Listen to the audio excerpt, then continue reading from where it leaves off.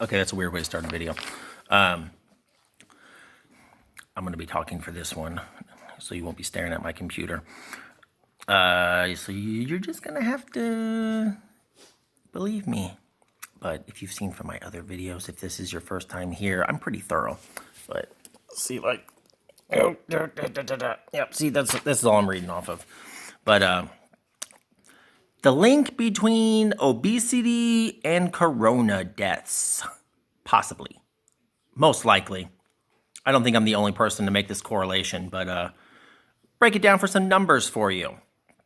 And just take it with a little bit of openness, because it's hard to compare exact years right now because information for 2020 obviously has not been processed. But so just like to start off, America, we are fat. So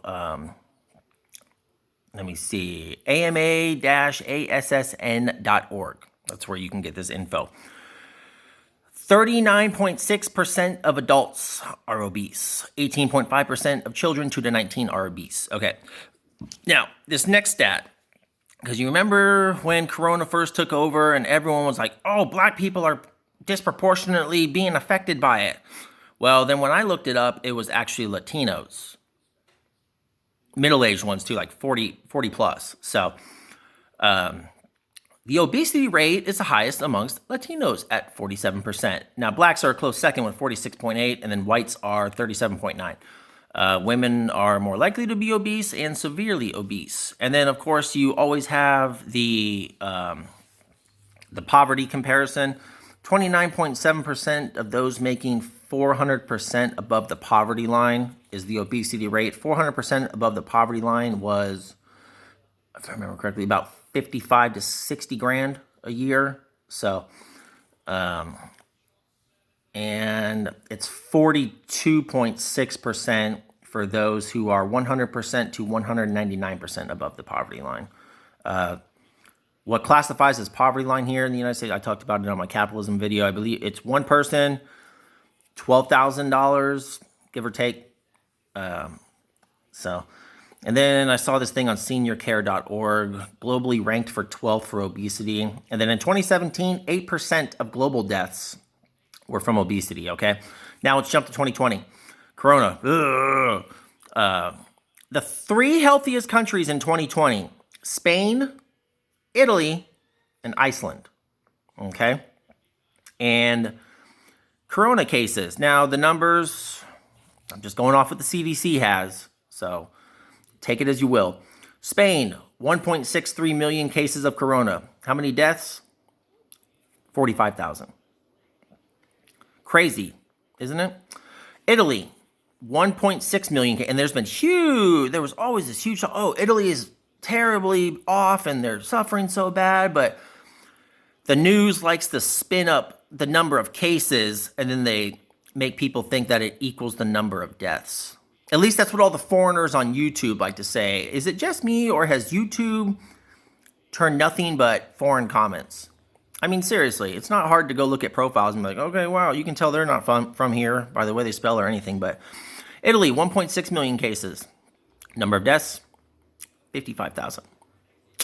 576. So, and then Iceland, they have 5,392 deaths. Again, their population is only 368,000 though. And then they had 26 deaths. So about 5,400 cases to 26 deaths, okay? So probably for Spain and Italy, other factors contributing possibly to why their death rate is so. I know that they had lockdowns, et cetera, et cetera. But you can't deny the fact that even doctors and people have said this, because obesity leads to so many other underlying health conditions. It really does. So it should not shock people that, 200, what are we at today? I haven't looked at the numbers in a while. We're probably at like 270,000 people dead in the US. At least that's what they claim. So don't be getting mad that fat America is supposedly ranked number 1. I mean, I still believe China is, and any simple Google search will show you how China manipulates their numbers on lots of stuff. But But no one wants to talk about that because all these brave and beautiful people that are dying because they're just so brave and beautiful, they're unhealthy. It's not fat shaming. If anything, like I've said on other, it's health encouraging.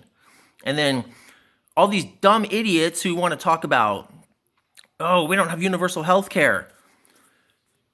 Yeah, how much money would that cost when we're fat? And even Bill Maher, who's extremely progressive, and I like Bill Maher because when he's not on his show, he's more level-headed. And he even made the case. He goes, you can't have universal health care when the people themselves do not want to put in their effort.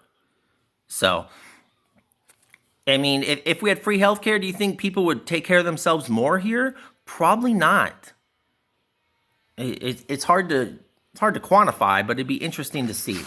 So, stop bitching about universal health care, all right? It's not the fucking savior. Everyone, foreigners again, oh, if they had universal health care in the United States, it would help people out so much. How the fuck is universal health care going to get people back to work? Idiots. So, just a little thing there. But, yep, I'm going to be cranking them out today.